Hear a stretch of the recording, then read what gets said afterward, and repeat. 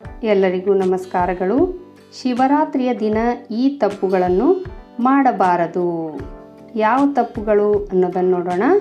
ನಾಡಿನೆಲ್ಲೆಡೆ ಮಹಾಶಿವರಾತ್ರಿ ಆಚರಣೆಯ ಸಂಭ್ರಮ ಆರಂಭಗೊಂಡಿದ್ದು 1 ವರ್ಷದ 12 ಶಿವರಾತ್ರಿಗಳಲ್ಲಿ ಮಹಾಶಿವರಾತ್ರಿ ಆಚರಣೆ ಅದ್ಧೂರಿಯಾಗಿ ನಡೆಯುತ್ತದೆ.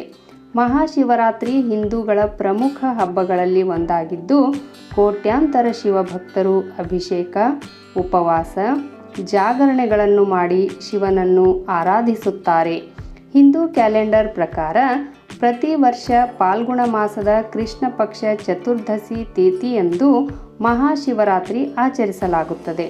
ಪುರಾಣಗಳ ಪ್ರಕಾರ ಶಿವ ಮತ್ತು ಪಾರ್ವತಿ ವಿವಾಹವಾದ ಈ ದಿನ ಶ್ರೇಷ್ಠವಾದ ದಿನವಾಗಿದ್ದು ಅಂದು ಶಿವ ಭಕ್ತರ ಕೋರಿಕೆಯನ್ನು ಈಡೇರಿಸುತ್ತಾನೆ ಎನ್ನುವ ನಂಬಿಕೆ ಇದೆ. ಮಹಾಶಿವರಾತ್ರಿಯ ದಿನ ಶಿವ ಆರಾಧನೆಯಿಂದ ನಮ್ಮ ಇಷ್ಟಾರ್ಥಗಳು ಪೂರ್ಣಗೊಳ್ಳುತ್ತದೆ ಎನ್ನುವುದು ಭಕ್ತರ ನಂಬಿಕೆಯಾಗಿದ್ದು, ಕಾಯ ವಾಚ ಮನಸ ಶಿವನ ಆರಾಧನೆ ಮಾಡಬೇಕು. ಸರಳತೆಗೆ ಪ್ರತೀಕವಾಗಿರುವ ಶಿವನು ಯಾವುದೇ ಆಡಂಬರ, ಅದ್ಧೂರಿ ಪೂಜೆಗಳನ್ನು ಬಯಸುವುದಿಲ್ಲ. ಶಿವನಿಗೆ ಪ್ರಿಯವಾದ ವಸ್ತುಗಳನ್ನು ಅರ್ಪಿಸಿ ಶಿವನನ್ನು ಆರಾಧಿಸಬಹುದು. ಆದರೆ ಮಹಾಶಿವರಾತ್ರಿಯ ಪೂಜೆ ಮಾಡುವ ಸಂದರ್ಭದಲ್ಲಿ ಕೆಲವು ತಪ್ಪುಗಳನ್ನು ಮಾಡಬಾರದು.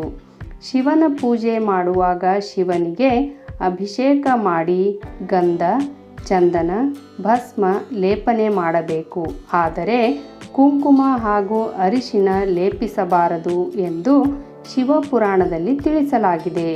ಪೂಜೆಯಲ್ಲಿ ತುಳಸಿಗೆ ಬಹಳ ಮುಖ್ಯವಾದ ಸ್ಥಾನವಿದೆ. ಆದರೆ ಅದನ್ನು ನಾವು ವಿಷ್ಣುವಿನ ಪೂಜೆಗೆ ಬಳಸಬೇಕು. ಶಿವನ ಪೂಜೆಗೆ ತುಳಸಿಯನ್ನು ನಾವು ಬಳಸಬಾರದು ಎನ್ನುವ ಮಾತಿದೆ. ಬದಲಿಗೆ ಶಿವನಿಗೆ ಪ್ರಿಯವಾದ ಬಿಲ್ವ ಪತ್ರೆಯನ್ನು ಲಿಂಗಕ್ಕೆ ಅರ್ಪಿಸಬೇಕು. ಪೂಜೆಯ ವೇಳೆಯಲ್ಲಿ ಸ್ಟೀಲ್ ತಟ್ಟೆಯಲ್ಲಿ ಶಿವಲಿಂಗವನ್ನು ಇರಿಸಬಾರದು. ಹಿತ್ತಾಳೆಯಿಂದ ಮಾಡಿದ ಯಾವುದೇ ಪರಿಕರ ಇಲ್ಲವೇ ಪಾತ್ರೆಯನ್ನು ದೇವರಿಗೆ ಅರ್ಪಿಸಬೇಡಿ. ಬದಲಿಗೆ ತಾಮ್ರವನ್ನು ಪೂಜೆಗೆ ಬಳಸಿ. ಶಿವನನ್ನು ಪೂಜಿಸುವ ಮೊದಲು ಗಣಪನಿಗೆ ಪೂಜೆಯನ್ನು ಸಲ್ಲಿಸಬೇಕು. ಏಕೆಂದರೆ ಪ್ರಥಮ ಪೂಜೆಯನ್ನು ಗಣಪತಿಗೆ ಮಾಡಬೇಕೆಂಬ ವಾಡಿಕೆ ಇದೆ. ಇನ್ನು ಶಿವರಾತ್ರಿಯ ದಿನ ಮದ್ಯ ಸೇವನೆ, ಮಾಂಸಾಹಾರ ಸೇವನೆಯನ್ನು ಮಾಡಬಾರದು. ಅನೇಕರು ಉಪವಾಸ ಆಚರಣೆ ಮಾಡುತ್ತಿದ್ದಾರೆ.